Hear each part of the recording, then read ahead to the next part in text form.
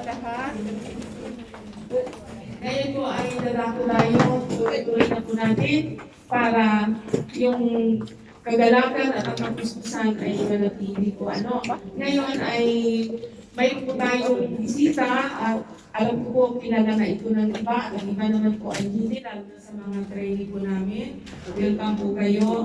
Ang ating pong bisita ngayon, ito po siya ay si Pastora Linda Suzuki. Ngayon po ay nagaligata po siya.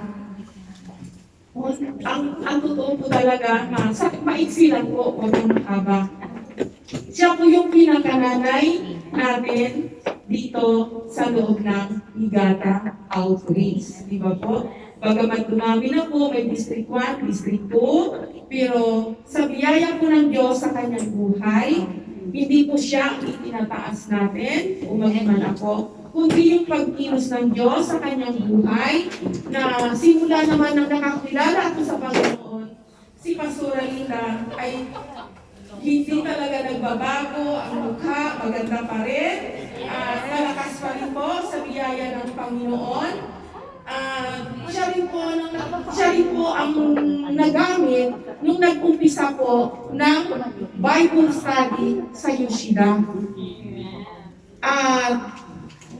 Ang kasama niya po yun, yung aking pinsan, si Pastora Marlene, may kaibigan na si Sister Ovilia Shimizu. Ngayon, dahil itong pinsan ko, magpinsan nga kami naman, kaya niyaya yata, kaya nakarating po ng Yoshida.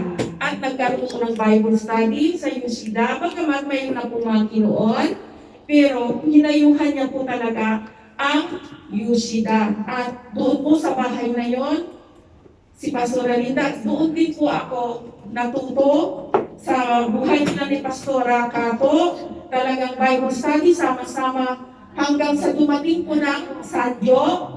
Ito po yung Sanjo, inararo po ito, Sister Rowena, siya po ang ginamit. Sabihan naman, alam naman po natin na talagang gipo niya talaga ang evangelism.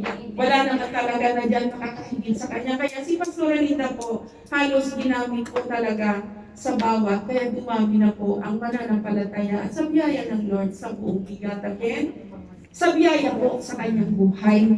Hanggang nakarating ng sakay, ito ngayon sakay. Bakit nakarating ng sakay? Mayroon din po ito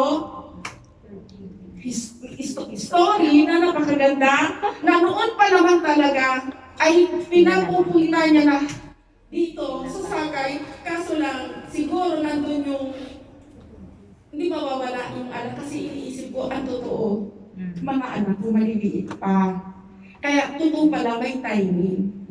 Kaya sa kanya ko yan narinig palagi ang word sa Isaiah na hindi babalik ang salita ng Diyos na walang bunga. Kaya bawat isa sa atin, sino man ang nag-share, nagpakain sa atin, mamumungat sa tamang kapanahunan. At siguro naman sa mga nanay, mga magulang natin na nag-share sa atin, masaya yan ang kanilang puso na tayo ay nagpapatuloy. Kaya yung sakay po, hindi naman tayo, ako nakarating ng sakay, kung hindi din po sa mga leader natin, di ba po, na pinakamahalagang tanawin natin yung ating pinagunan.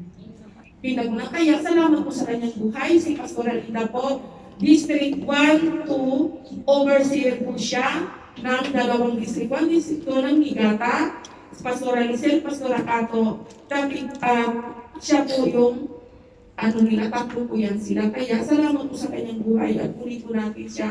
Tayo makakarinig ng Word of God, unawain po natin ang salita ng Diyos. Hayaan natin, nanamnamin natin, kasahin natin, dahil iba ang salita ng Diyos. Salamat sa buhay ng Pastora Linda. Kaya salamat po natin. Muli po kami nakain ng Word of God at sabi po kami at uhaw. Purihin po ang Diyos sa buhay ng Pastora. Pasensya na po sa mahabang ha? Siguro. Maiksi pa ba yun? Okay, magandang umaga po. Good morning po. Sa Mori, po. Tagal na. 9 taon na yata. 9 months na. Marami na po kasi tayong chair sa biyaya ni Lord. Mga nasa 13 yung dito sa Nigata. Kaya bago tayo magkita, Isang taon na. matagal mo talaga. Bihira lang po, purihin si Lord at nagbigay uli siya ng pagkakataon para kayo ay madalaw dito.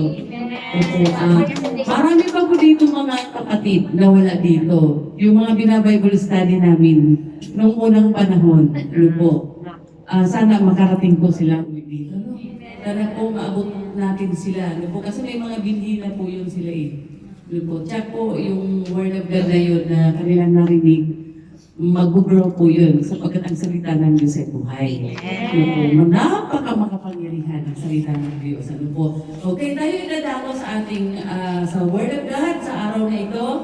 Ang ating topic ay makikita sa Matthew chapter 27 verses 3 hanggang 6. Matthew chapter 27. Matthew 27 verses 3 hanggang 6. Ano po? Matthew 27 3 to 6. Kung nakita na, tayong lahat ay tumayo upang sabay-sabay natin basahin ang salita po ng Diyos. Matthew 27 3 hanggang 6. 3. Nang makita ni Judas na si Jesus ay nahatulang mamatay, nagsisi siya at isinauli sa mga punong pari at mga pinuno ng bayan ang 30 pirasong tila. Sinabi niya, nagkasala ako, ipinagkanulo ko ang dugo ng taong wala ni anumang bahid ng kasalanan. Ano ang pakialam namin sa iyo?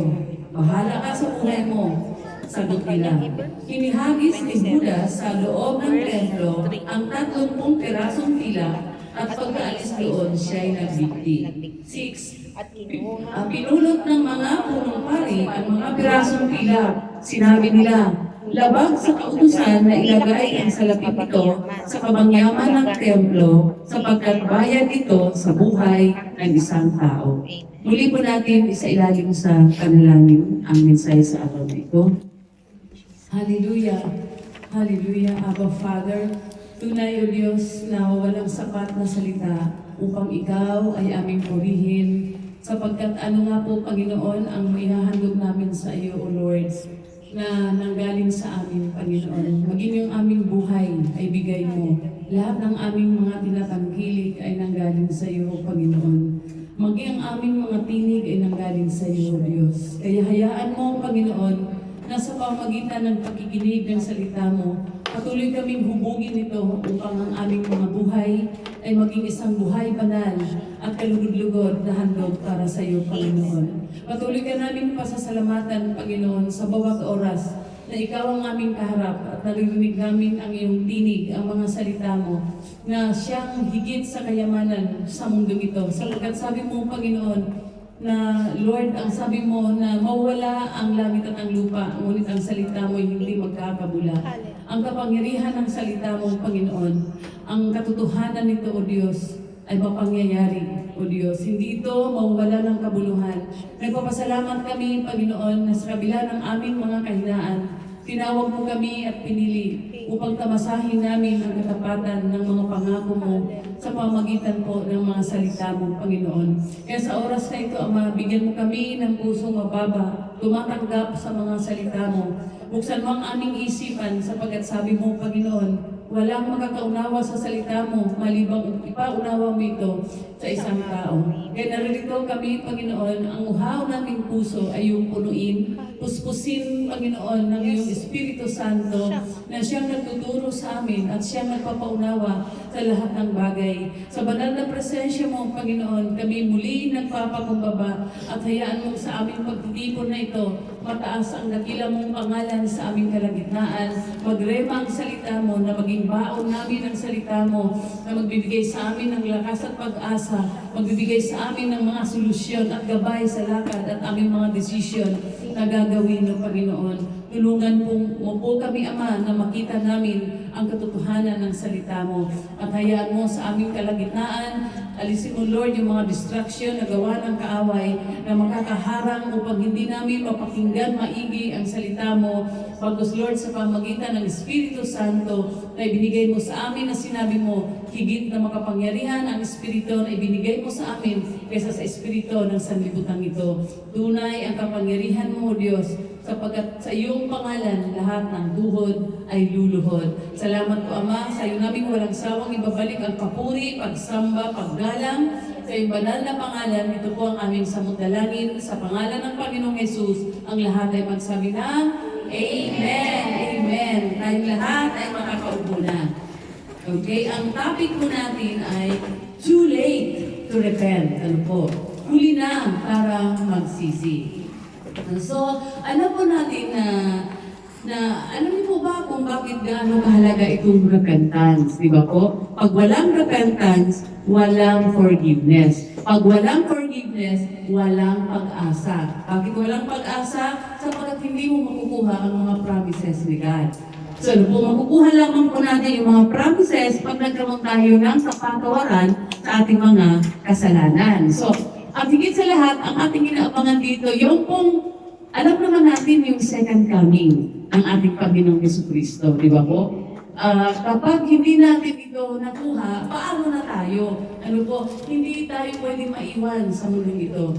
Ano po, dahil sa biyaya ng Lord, dahil lahat na nakakilala, tayo po yung may pag-asa na ikaw, hindi ka nakaharap sa matinding kabighatian, yung great tribulation, ano po, sapagkat ikaw ay biyaya na pinatawad ka ng Diyos. Kaya, pagdating ng panahon na yun, ano po, ikaw ay makakatanggap ng pangako ng Diyos na kung saan before yung great tribulation, ano po, ako po ay hope ko na wala na tayo rito sa mundo. Na hindi na natin maranasan yung kapighatian na darating. Na kung ano napakalakas, napakahirap is 10 times na kasamaan yung mangyayari sa mundo nito. Kaya tayo po, nasa biyaya tayo ngayon, bakit po, sa kasalanan natin na nagawa, dapat entitled tayo na maparusahan ng death. Pero dahil po sa ginawa ng ating Panginoong Hesus sa Cruz Calvario, ano po, nagkaroon tayo ng hope na kaya nga yung biyaya na sinasabi na wala kang ginawa sa kasalanan mo, hindi mo binayaran, tapos nakuha mo yung promise ni God na eternal life. Kasi nga po biyaya.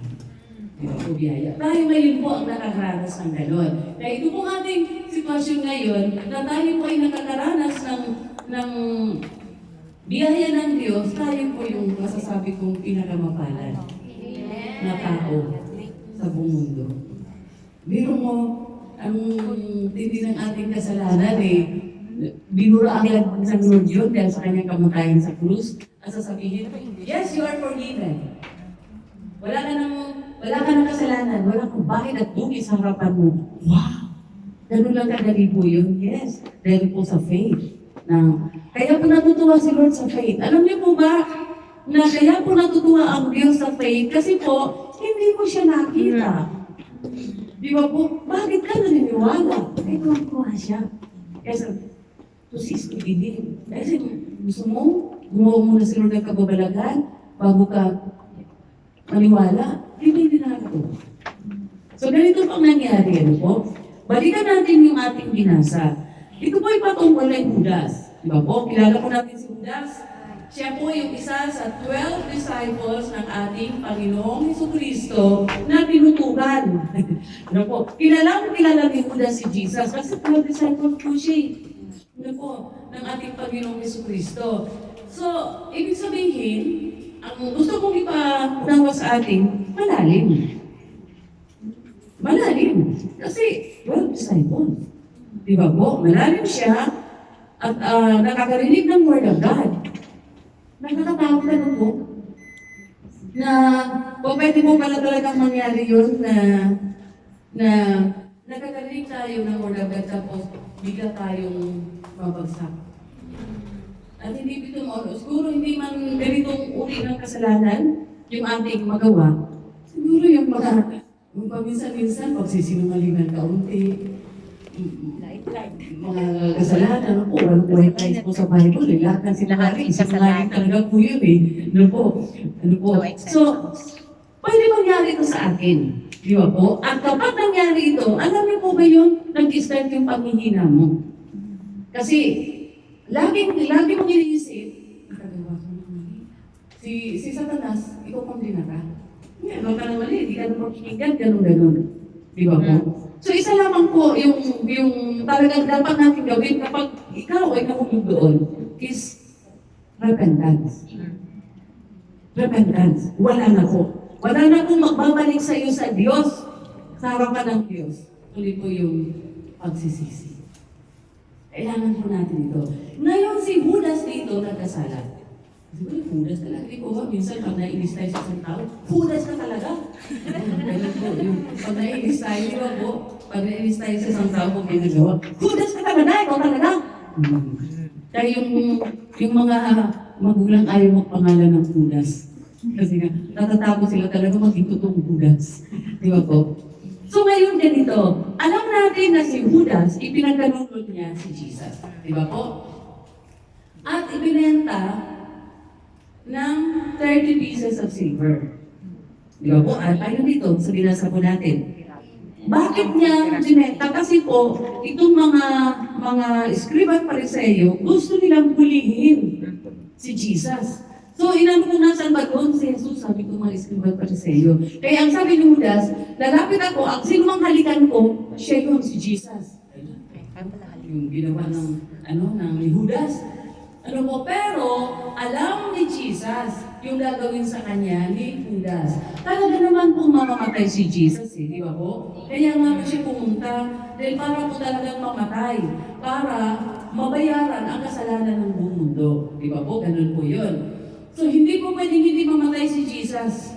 Di ba po? Kasi pag hindi po siya mamamatay, hindi mababayaran ang utang natin na pagkakasala. Di ba po? Hindi mababayaran. So dahil po, so mayroon tayong utang, mayroon tayong haharapin na yun yung kailangan natin bayaran yung ating kasalanan. Maliwanag, ang bayad ng ating kasalanan is death penalty. Hindi ko alam, mayroon pong death penalty. So, para po tayo matupos, andyan si Jesus na umako sa lahat ng ating mga kasalanan. Mamamatay si Jesus Kailangan. Pero, nakakalungkot na ikaw ang ganyan. Di ba po? Pag mamatay siya, ikaw gagamitin para mamatay ang Savior. Parang, yan nga po nakakalungkot. Di ba po? So ngayon, nung makita natin dito sa binasa natin, nagkaroon siya ng pagsisisi. Sabi po dito, nang makita ni Judas na si Jesus ay nakatulang mamatay, akala niya siguro hulihin lang, hindi papatayin. Hindi po kasi nila naunawaan noon. Pag si Jesus nag-share po sa kanila, hindi po nila minsan maunawaan. Ano po kasi minsan talinghaga ang sinasabi ni Jesus. Hindi po nila maunawaan kasi ang inisip nila, ito yung maghahari. Itong Panginoong Jesus ang maghahari. So ang inisip na agad nila, hindi na siya mamamatay. Alam mo naman yung isip ng tao kasi hari, siya talagang hindi nila alam na baliktad. Para maging king, bago makuha yung lahat ng promises ni God, kailangan munang magbata ang Visayas ng paghihirap. Hindi nila naunawaan yun. Kaya hindi niya alam na, mamapapatay si Jesus. Kaya ang sabi po dito, nagsisi siya at isinauli sa mga punong pari at mga pinuno ng bayan ang 30 pirasong pila. Ibinalik po, nagsisi siya. Okay, nagsisi po, no? At sabi po niya dito, nagkasala ko. Ipinagkanulo ko ang dugo ng taong wala ni anumang bahid ng kasalanan. Maliwanag, si Jesus walang kasalanan. Siyempre po, kasi kung nagkasala si Jesus, hindi siya pwedeng handog sa ikapagpapatawan ng ating mga kasalanan.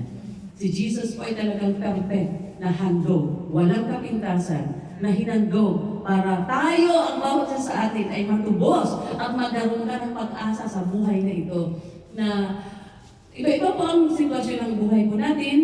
May nagdurusa financially, may nagdurusa sa pag-ibig, laging bigo, may nagdurusa sa iba-iba, ano po, yung may nagdurusa sa karamdaman, ano po, may nagdurusa sa family problems, lagi may problema, magulo, ano po, mga anak ng Diyos.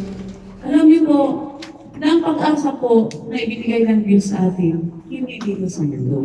Ano po? Ang pag-asa na ibibigay, lagi ko pong sinasabi, ano po, kung nararanasan mo ngayon, kapatid, yung ganong sitwasyon, huwag kang matakot dahil may hangganan ang lahat ng mga hirap na dinadanas mo sa buhay. Hallelujah.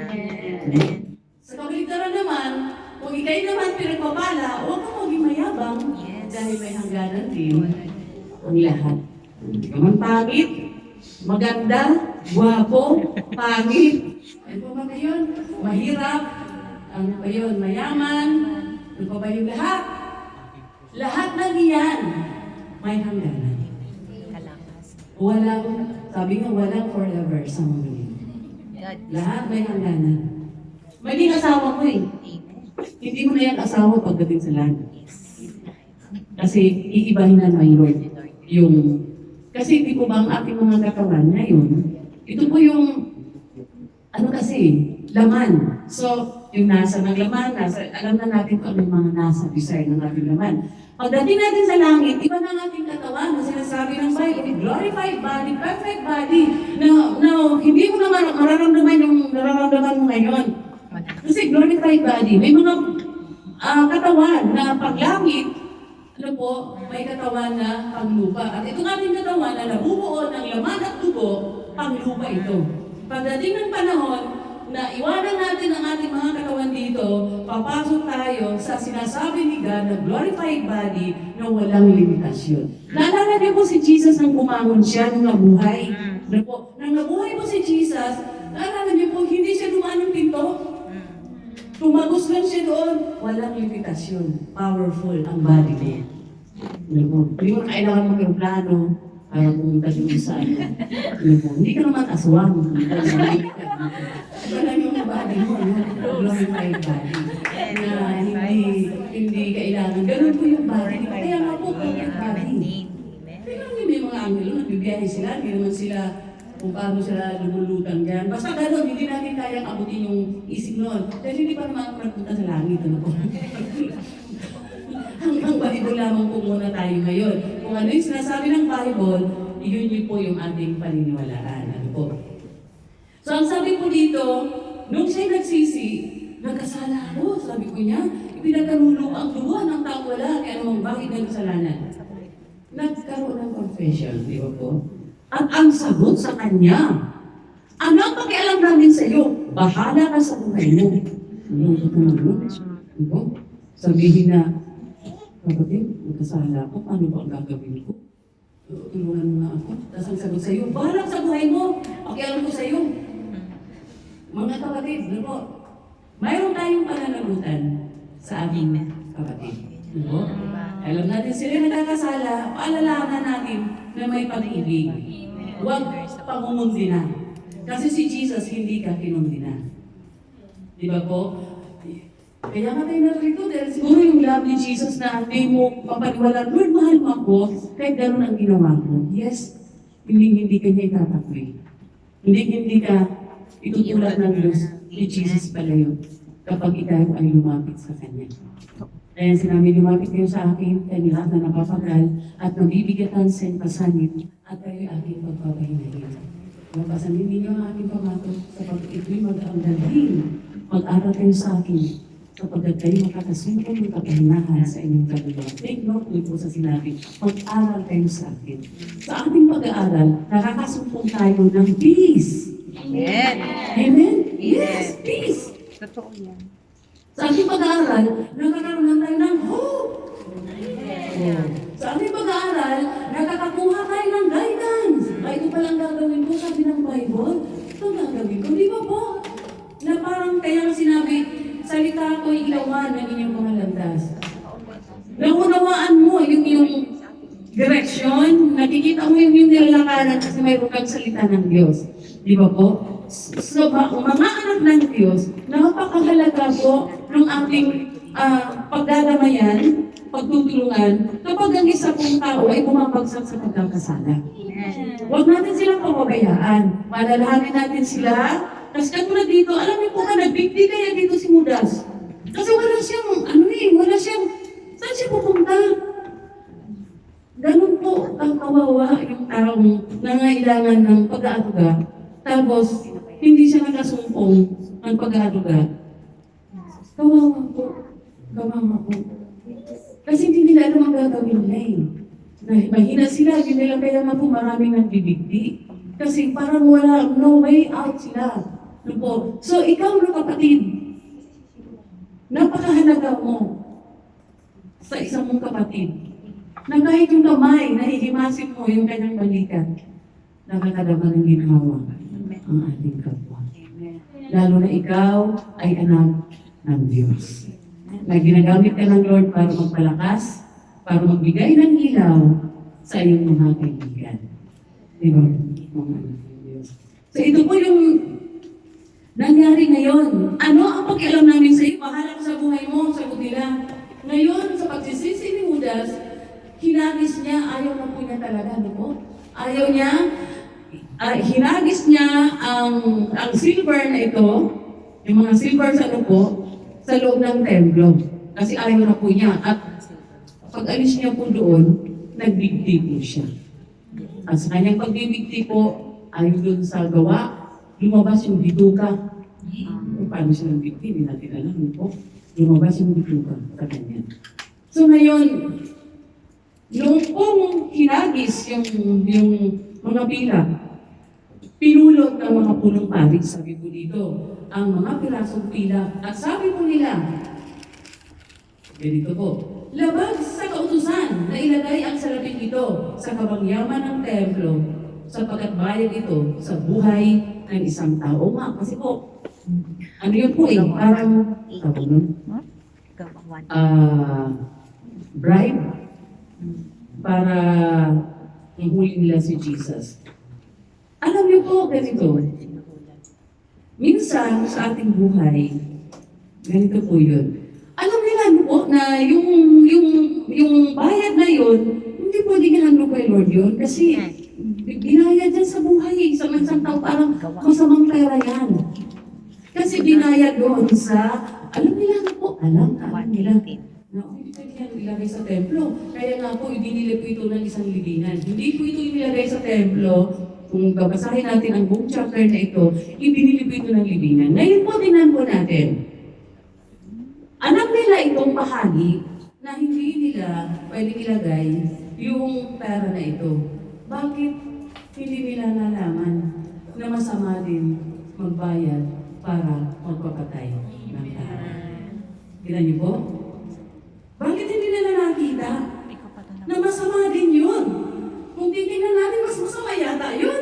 Kaysa sa ito na pambayad, mas matindi yung kasamaan nun. Kasi ipapapatay mo ang tao eh. Hindi nila nakita. Bakit po? Sapagkat yung desire nila, yung inggit nila, ang tumakit sa katotohanan na nagsusumigaw. Nakakpan. Kasi kung may desire sila na wala yan, mahuli yung Kristo na yan. Hindi yan po pwede. Nung napagbigyan ang kanilang laman, humupa. So, bumalik ulit sa katinungan. Ng krisis. Pagdating nung ito na nga, yung babayan, sabi na nila, hindi mo ilagay yan sa templo kasi masama yan. Mga anak ng Diyos, ito lamang po, ang dali natin magkasala kapag ang emotion Tinaon ng emosyon. nakakalimutan mo yung tama, nakakalimutan mo yung totoo. Mayroon ka kasi pangit na desire. Hanggat hindi yan na pangyayari na desire mo. Kaya nga po, sabi po, manalangin tayo, walang pati. Manalangin tayo sapagkat ang diablo ay umagaligid at naghahanap ng masasaktan. Nakita niyo po?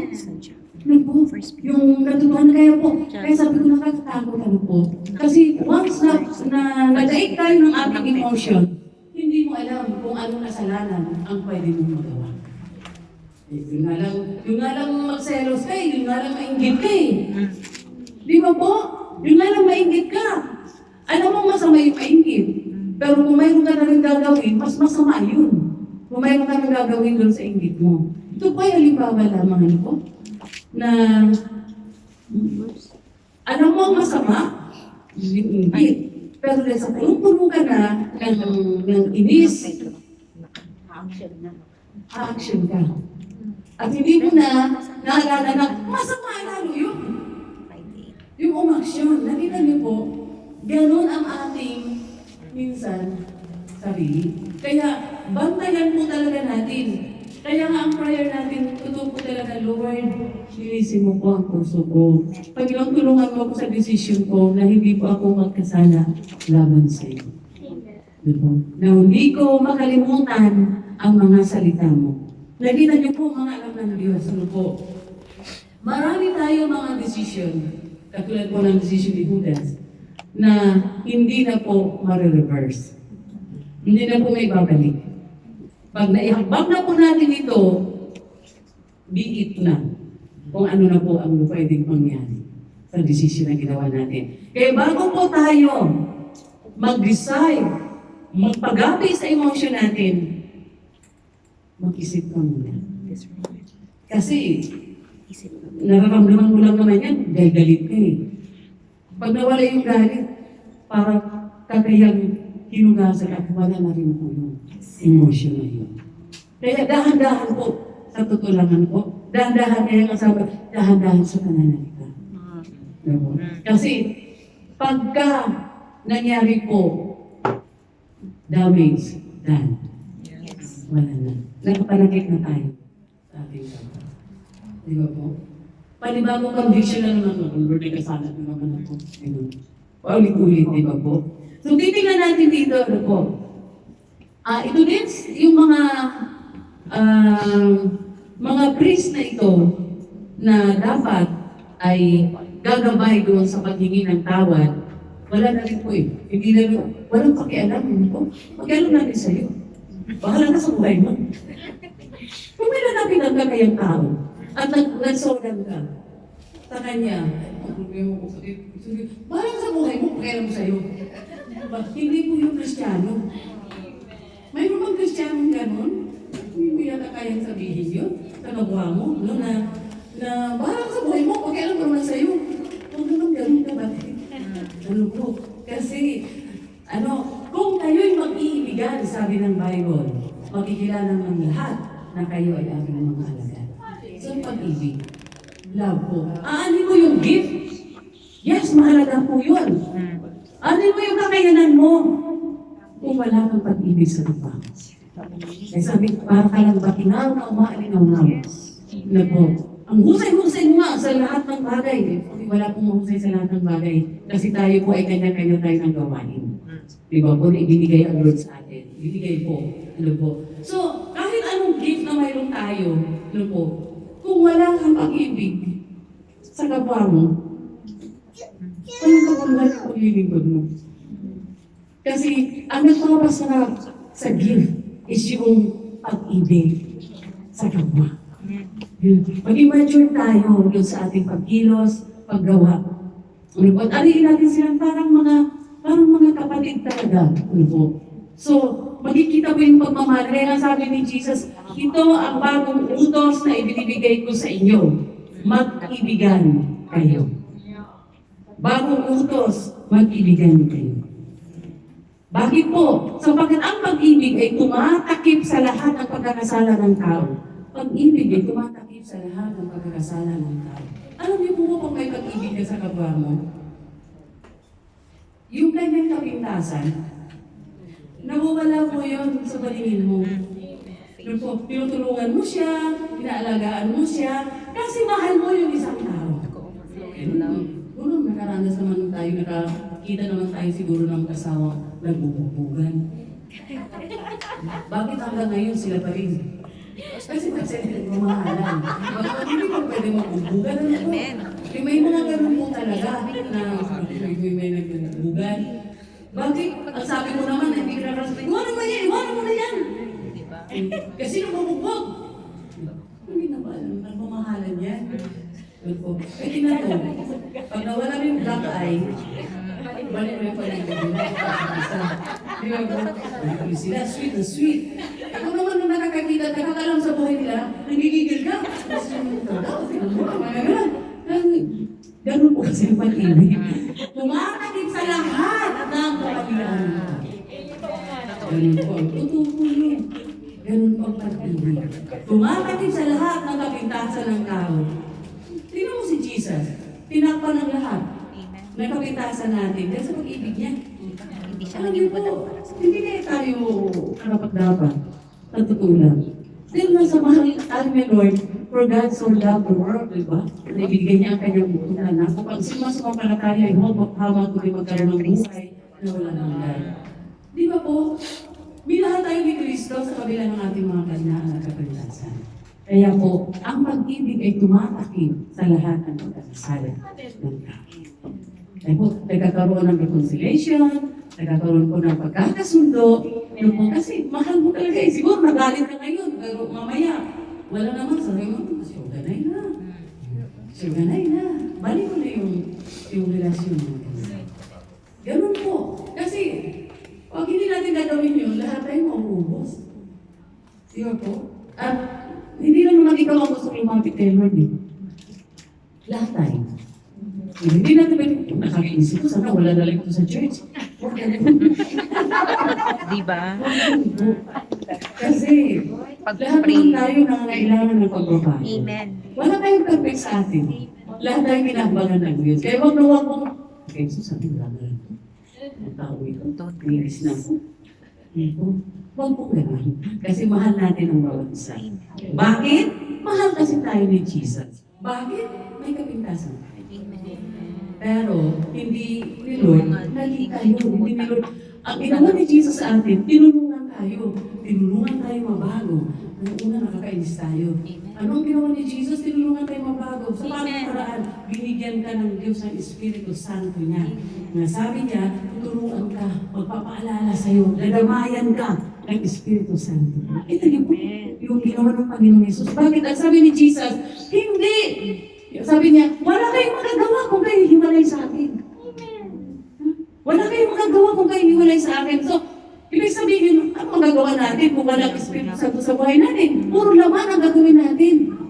Hindi lahat ng laman, gawa ng laman. Ano ba yung gawa ng laman? Marami yun. Galatians 5:19. Uot, galit, paninibugo, pangkukulam, parimarimarim na. Marami po. Di ba po? Maraming ganun. Ayun si Jesus. Ang lahat ng ito, unti-unti niya inaayos, inuhugisan, kaya po, magtiisan tayo.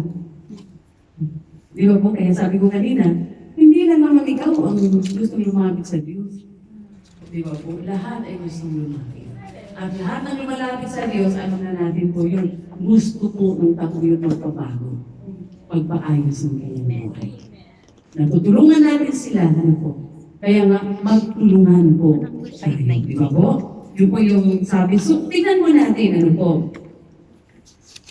Dito po sa, sabi nga po, too late to repent. Huli lang para magsisi. Sabi po dito, mayroon pong ibinigay si Lord na oras. There's a God-given time for repentance. Ano po yun? Paano? Kailan? Kailan? Una po, ang sabi po, one must repent while life lasts. Ano po? Habang may buhay ka, ito yung time mo para magkaroon ng repentance. Remember, dito, malalim eh. Bumagsak lang sa pagkakasala.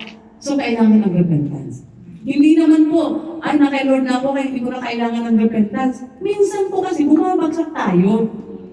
Huwag natin hayaan po yun. Na bumagsak tayo, pababayaan natin, titigas ang puso natin. Magiging bingi tayo sa paalala ng Word of God. Kailangan po talaga natin harapin agad ito. Kung tayo bumagsak sa pagkakasala, kaya nga sabi ko kanina, hindi kayo kukunti na. tutulungan ka. Diba? Tutulungan ka. So, ang sabi ko dito, sabi nga, habang buhay ka, habang buhay, diba? May chance ka para mag-repent. Dahil walang nakasulat sa Bible na after death, pwede kang mag-repent. Tapos na po ang judgment. So, lalahanin natin ang buhay ng tao. Hindi po, matanda na siya kaya siya mauna mamatay. Hindi po. Ang buhay ng tao, wala sa bata, wala sa matanda. Mayroon lang namamatay sa huli. Amen? Kasi, yun ang ibinigay ng Diyos sa atin. Alalahanin natin na bago ka isinilang sa mundong ito, alam ni Jesus kung ilang taon ka mabubuhay. So, ibig sabihin, ang kamatayan mo, naka-fix. Hindi yung, ayaw siya, mamatay. Kaya sabi ko, ibig sabihin, hindi tayo dapat matakot sa kasi, naka-fix pala, bago ka isilang. Naka-fix na kung kailan ka mamamatay. So, ang hihingi mo na lang, Lord, napaan mo ang buhay ko, ha? Yun na lang. Ang ipag-pray na lang natin, Lord, napaan mo ang buhay ko. Bakit ka na? Ano gagawin mo? O, yan ang reason. Ano, bakit? Bakit gusto mo ba ng mahabang buhay? Gusto ko pa po kasi maglibain. Gusto ko kasi magkasala. Hindi bibigay ng Lord sa yan. Ito. Pag sinabing, Lord, gusto ko po maglingkod sa iyo. Gusto ko pong marami pa pong mga kaluluwa na maabot, yung aking pamilya, Lord. Marami ko ibibigay ng Lord sa iyo. Ay, hindi po yun. Hindi, ano po? Hindi tayo dapat matakot sapagkat nakakimata na yung ating buhay. So, habang ikay nabubuhay, kailangan mo po ang repentance. Ano po, kapag ikaw ay naglalamig, nanghihina, sa iyong pananampalataya, naglalamig ng mahina. Okay. Naalala niyo po yung sinabi doon sa, sa Pahayag, chapter 2. Di ba po? Ano ba ang sabi doon? Ganito po yung panalamig pang. Hindi ko nakikita ang panalamig ko panghihina sa hindi lamang po doon sa lagi kang wala. Ano po? Bagamat iyan ay talaga naman po kitang-kita. Mayroon pong nalalamig na kahit nasa church ka lagi, active sa gawain, ano po, talagang matindi sa gawain, mayroon po palang nalalamig din, kahit active ka. Di ba yung sinabi sa sa Pahayag 2? Pinupuri kita, ang tapat mo, gano'n, sinabi ni God sa kanya. Napakasipak mo, gano'n. Pero ang sabi ni Lord, pero may isang pinagdaramdam ako sa iyo, anak, hindi mo na ako mahal. Nalalamig ka na sa akin. Sabi ng payo ko ni Lord, gawin mo muli ang mga ginagawa mo. At ang warning, pag hindi ka magsisi, paririyan ako at aalisin ang ilawan sa kinalalagyan. So, yes, nakakatakot. Ibig sabihin, active, ginagawa, pero wala ka ng anointing. Wala ka ng, hindi na parang ka lang patinaw. Wala na, hindi ka na effective. Kasi inalis na ng Diyos yung talagang mahalaga sa paglilingkod. Walang iba, kundi ang ilawan na nanggagaling sa Kanya. Nakita po natin, hindi po mga anak ng Diyos. So napakahalaga po, na una, sabi ko dito, ngayon na habang buhay ka, habang may buhay pa. Huwag, sabi na lang, pag nandun na lang ako sa bed, sa kanila ka lang, sorry Lord, hindi mabuti kung ganun kamatayan mo, hindi kung biglaan. Hindi ka na kapag ng tawad. Pag hindi ka na pahingi ng tawad, anong bagsak mo? Impyerno. May impyerno po, biblikal. Ano ang naman ng impyerno na sinabi sa Marcos chapter 9? Apoy na hindi namamatay. Hindi namamatay. At uod na hindi namamatay. Nakita niyo po yung apoy hindi namamatay. Uod na hindi namamatay. Madadaanan po natin yan. Pangalawa po, na chance para ibigay po sa atin, po. Sabi po, one must repent while the gospel message still appeals to him. So, ibig sabihin, habang may naririnig ka ng word of God, i-grab mo yun. Mga anak ng Diyos, minsan masakit po ang word of God. Di ba po? Minsan masakit ang word of God. Pero ngayon lang po yun. Habang ninanamnam mo yung word, kasi kung minsan po talaga masakit lalo na po pag natatamaan tayo. Yun po. Para po kasing may kapansanan tayo, may sugat ka, ginamot mo ng lemon. Yan, sakit nun. Ganun po ang word. Pero pag once na gumaling na po, yung sugat mo, kahit papigaan mo yan ng lemon, wala kang mararamdaman. Ganun pang buhay natin. Once na nabago ng buhay mo, kahit anong word ang dalang dumaan sa'yo, hindi ka masasaktan kasi po, magaling ka na. Kung inalis mo na yung sin na yun. Kaya naman kayo nasasaktan pag natatamaan eh. Umiinis na tayo. Pero hindi mo alam, yan ang paraan na mahal ka ng Diyos. Kaya yung anak natin, di ba, pinapalo natin pag alam natin masama ang ginagawa eh. Kaya yung sabi ng Bible, pag hindi ka nakaranas ng pagtutuwid at pagpapalo, hindi ka anak. No, nangyayari. Di ba? Di ba, anak ka ng Diyos, itutuwid ka. Itatama ka. Pag hindi ka na tinuwid, magtaka ka na. Diba? Bakit kung ang hindi na yata ako, pinapaalalahanan? Mas nakakatakot po yun. Di ba po? So habang naririnig natin yung Word of God, yan po yung time na chance na ibinigay sa'yo ang Diyos. Isa pa po, one must repent while the mind is normal. Normal. Pag naging abnormal na nga naman, hindi mo na alam kung ano pa yung dapat mong hihingi ng tawad. Pag normal ang isip mo, ngayon, kung nagka-Alzheimer ka, hindi mo na maalala yung mga kasalanan mo. So, wala na po. Sabi pa naman ng Bible, yung lahat ng ginawa natin nakalista. Nabubura lamang po yun kapag ka nahihingi natin ng tawad ang isang bagay. Ano po? Kaya po, sa private natin na prayer, pwede tayong lumod, Lord. Inaalala ko yung mga nagawa kong kasalanan, hinihingi ko ito ng tawad sa iyo, Panginoon. At kung mayroong kasalanan na hindi ko po naalala, ipaalala mo sa akin, Lord, para maihingi ko po ng tawad ito sa iyo. Ayaw ko na po magkasala, Lord, tulungan mo po ako. Ano po ang aming Panginoon, napakamabuti. Yakapin ka niya, ipapadama po niya ang kanyang katapatan, ang kanyang pagpapit sa iyo. Dahil sabi po niya, hindi ko nais ng sino man ay mapahamak, kundi ang nais ko ay magbalik loob sa atin ng isang tao. Ganun po siya kabuti. Si Jesus. Ayaw ko ba kung bakit ang ibang tao inaayawan si Jesus? Ayaw ko ba kung bakit yung ibang tao hindi kinapansin na wala nang iba sila ginagawa kung ang mahalin ka. Tingnan. At iba naman yung pag-ibig natin. Amen. Bakit po?